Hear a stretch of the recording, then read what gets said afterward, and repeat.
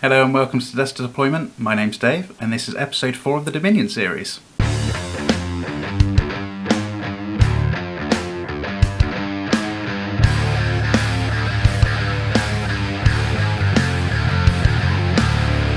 So far in the series we've built some infantry units for both the Noble Stormcast and the Devious Kruleboyz, and in the last episode I built a Lord Impratant to lead the Stormcast.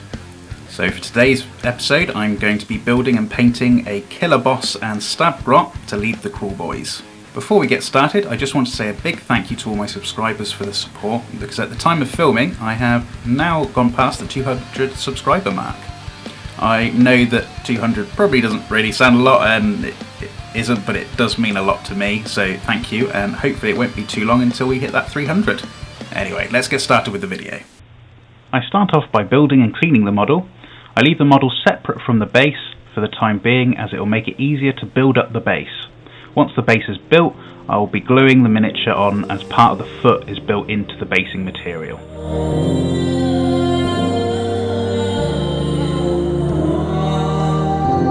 After gluing down the part of the basing material that comes with the model, I apply some texture paint.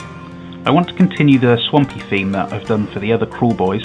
I think it'd look cool to have the Killaboss standing on a defeated Stormcast being pushed into the mud.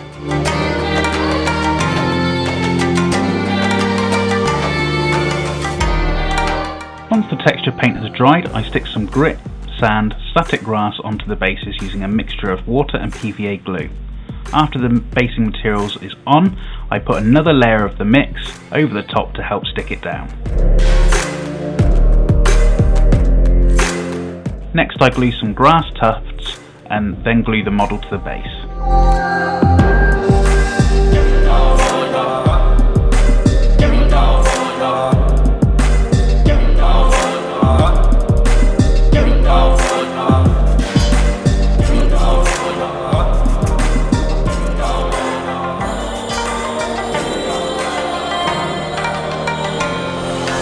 It's then time to crack out the airbrush, giving the models a black undercoat and then a shot of white ink from above to act as a zenithal highlight. After the ink has dried, I make a start on painting the bases. I mix purple with brown and add this to all of the parts of the base that will be in shadow or going to be wet mud. I then paint some thin down brown paint for the majority of the rest of the mud, making sure to do this whilst the previous layer is wet so the colours blend into each other. And finally I mix some brown with the sandy yellow to paint the higher, drier areas of mud. Moving away from the mud for a moment, I give all of the vegetation a layer of green wash, and after the base is dry I give the whole base a brown wash. After the wash is dried, I dry brush the vegetation with a bright green, and then I dab a few areas of the mud with an enamel moss effect. Once that's dried, I use some enamel thinner to wash down the moss effect so it isn't in big blobs and it blends into the base nicely. I paint the defeated Stormcast Eternal with a silver, and I've purposely used a darker silver than I've used to paint the actual Stormcast Eternals. I feel this adds to the feeling of it being beaten down and the life has faded from the warrior.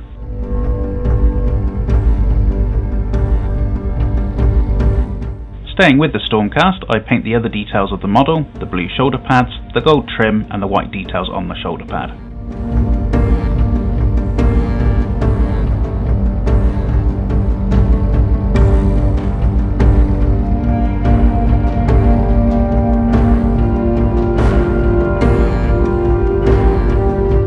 Next I paint the stems of the pond reeds with a sandy yellow and the seed part with a brown, and then any of the plastic grass spikes with a dark green before these plants get a brown wash.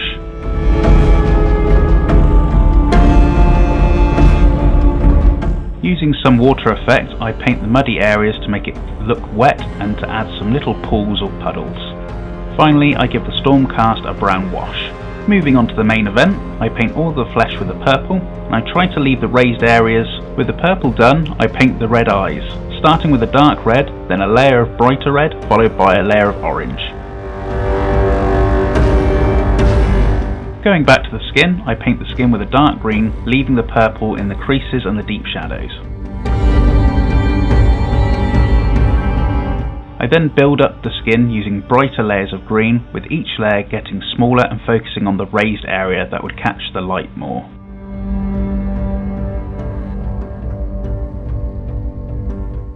I then go back with the darker green and paint over the majority of the purple, leaving it only in the very darkest areas. With the skin done, I move on to painting all of the leather clothing with a light brown. I then paint all of the leather straps and wood with a darker brown.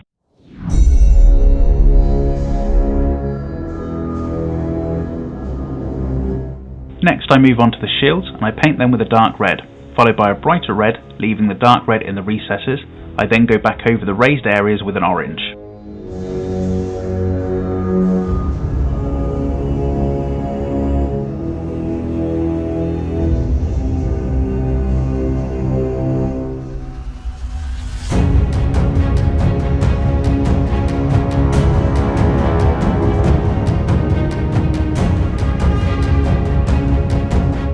With a bright yellow, I've painted the eyes of the shield, and using a dark red, I paint the inside of the mouth before moving on to give the inside of the mouth a brown wash. I then paint all of the bone and teeth on the model with a sandy yellow.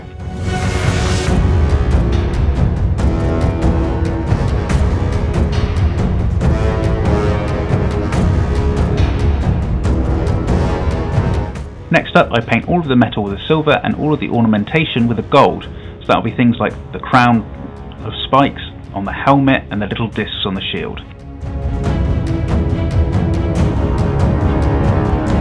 Once I finish with the gold, I give all of the leather straps a purple wash and I give the rest of the leather, wood, metal and bone a brown wash.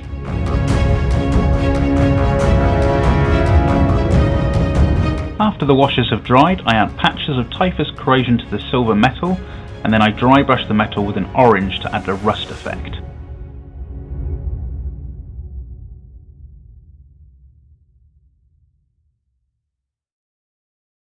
Time for the finishing touches. I paint the rims of the bases black, and then I get the airbrush back out and give the models a satin varnish.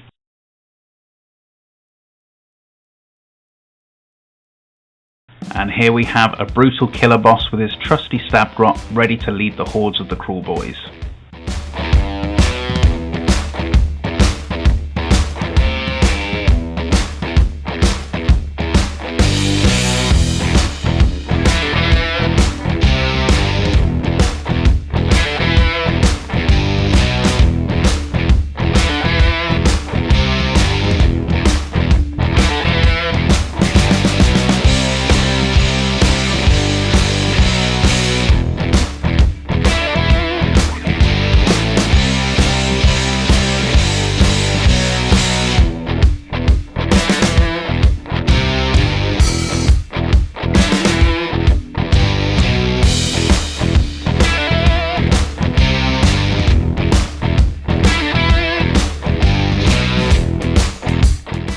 I hope you've enjoyed today's video. If you have, please remember to hit those like and subscribe buttons.